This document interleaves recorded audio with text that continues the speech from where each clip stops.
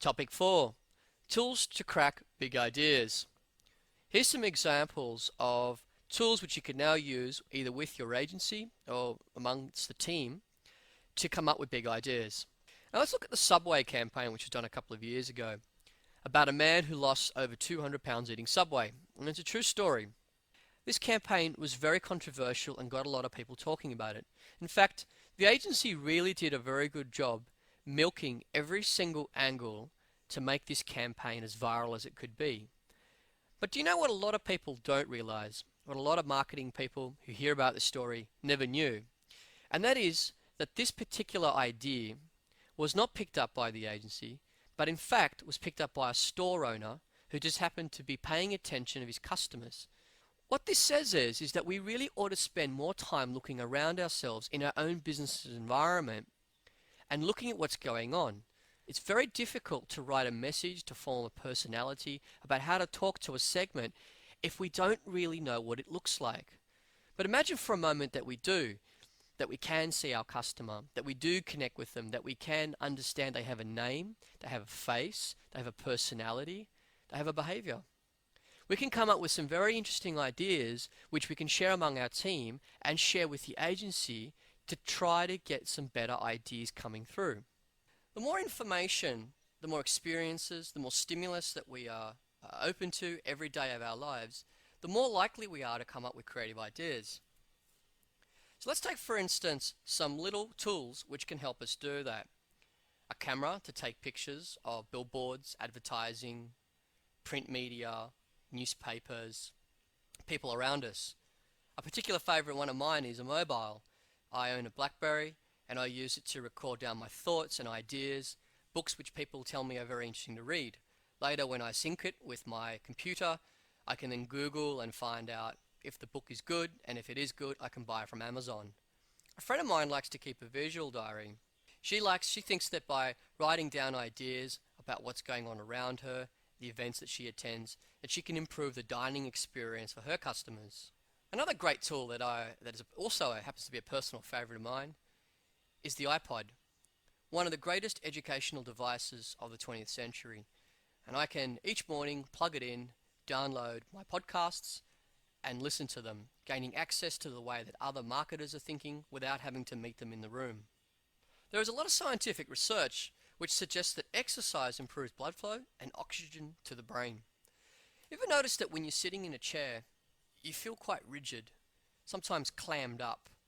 You're sitting there, you're sweating, and you're trying to come up with ideas or trying to think through and create a vision or understand some complicated strategy and trying to come up with a plan. Often though, when we get up, we start moving around, we're walking around, pacing up and down a hallway, or we decide to go out and walk to a destination rather than take a taxi. Magically, somehow, we get the answer as we're in motion. I'd like to introduce you to the technique called writing it down on the napkin. Napkins were invented to remind advertising agencies that when they meet the client for boozy lunches, they need to get some work done, i.e. they need to write down their ideas in a small space and sell them into the client. One marketer I knew used to say, if you can't write your idea on a piece of paper, as in a small space, you don't have an idea. I'm not suggesting for any moment now that you'd have to have napkins beside you, of course not. But post-it notes, recycled paper, anything which is small that you can show your idea working is very good. So here we have an example of an IKEA piece. This is one done for Heineken. And can you tell the visual pun of the bottom? Extra chewing gum for tough teeth. What I'd like to discuss now is the art of brainstorming and looking at a technique that many call, and that I call, what if. What if can be a really great way of brainstorming in a group. The best way to visualize is imagine as a series of blocks. Somebody lays down a first block, and then somebody then puts another block on top, and then builds another block on top, and then another block, until we end up with a sum of parts which one individual mind could not have produced. This process is not about judging what we come up with or the contributions of the people in the table, but what it is it's a way to get down ideas really, really quickly. Now here's an example of how that might work. The next brainstorming session, Somebody might decide that in their proposal they're going to use an elephant as part of their campaign. So it might begin with, what if it's an elephant? Somebody else in the room then suggests, well, what if it's a pink elephant? You know, we've seen the grey elephant. Oh, that's something that our competitors have done. Well, let's try a pink elephant this time. Somebody who likes the pink elephant and thinks, well, elephants tend to be something which is grounded. What if we had a flying one? Now, that is something really original.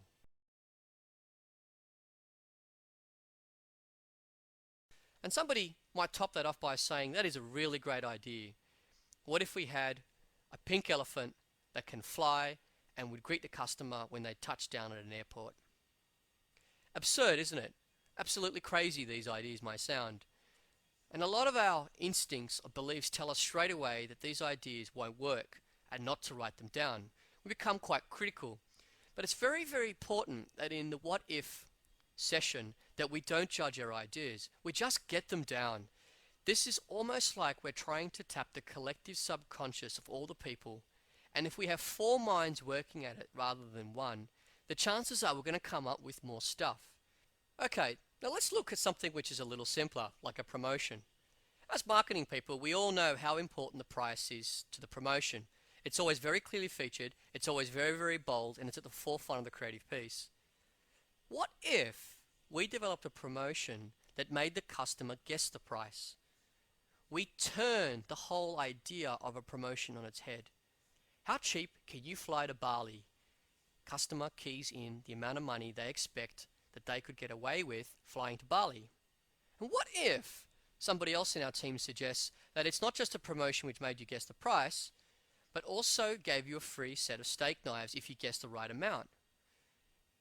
What an interesting promotion, giving away a promotional item by involving the person in how much the price of cost would be to fly to Bali.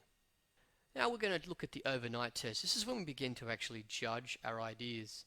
Often what happens is that throughout the process of coming up with ideas, the idea generation stage, looking at what if, examining different type of stimulus, is that we can always, what advertisers call, fall in love with their idea. Now we get wrapped up in it and we can't seem to look at it objectively. So hopefully the overnight test is going to provide us the means to look at all our ideas and see them in the light that they really are. What's also good about the overnight test is that it gives us the capability of actually starting to classify the work we're looking at. We shouldn't just think as work as being not good or good, but being either hot, as in, we really believe this is going to work. If we take the creative and we think about the business environment, our customers, our logistics, our capability of executing, and of course the budget. Can we do it? If it meets these criteria, we should classify it as being hot. Now, learning from our mistakes. Now, this is not so much a technique, but more like a principle. And I use the example of a famous food store near our office in Chinatown called Tak Po, located on Smith Street. What I particularly like, or the food in which case these people are famous for, is the fish belly congee. I'm a big fan of it.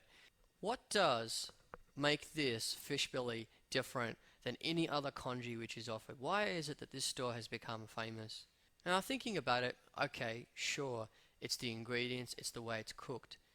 But I think it's a lot deeper than that. I think really what makes this bowl of soup sing more than any other bowl of congee is the fact that this person, this particular cook, has cooked it over 5,000 times. The more you do something, the better you get at it. A lot of marketers often, as soon as they reach a point or they try something which has a negative impact or doesn't get exactly the result they do, they abandon the program altogether. We're not going to do it again. It didn't work. Really though, when you break it down, you begin to look at the campaign. Usually you can find elements of things which did work and things which didn't work. You don't necessarily have to abandon or retreat completely.